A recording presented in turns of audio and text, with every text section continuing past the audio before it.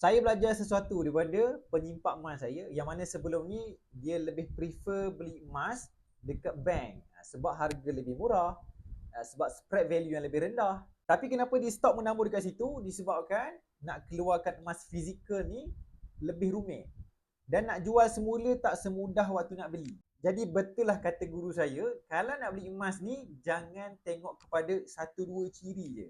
Spread rendah, harga murah, tapi kena tengok 5. Harga, spreadnya, cawangan ada banyak tak, dan syarat jual beli ni mudah tak? Nak jualkan semula, nak keluarkan fizikal mudah tak? Dan stok mudah tak nak dapatkan?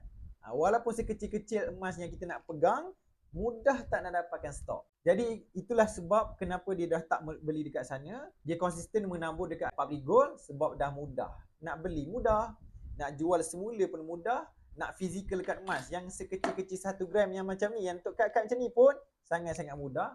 Dan mungkin ini antara satu sebab kenapa dah lebih 2.5 juta dah rakyat Malaysia yang dah jadi ahli public gold. Jadi kalau ada pengalaman yang sama, boleh komen dekat bawah. Yang berminat nak menabur emas walaupun dengan serendah 100, boleh pergi dekat profil saya atau boleh hubungi saya bantu sebab ini.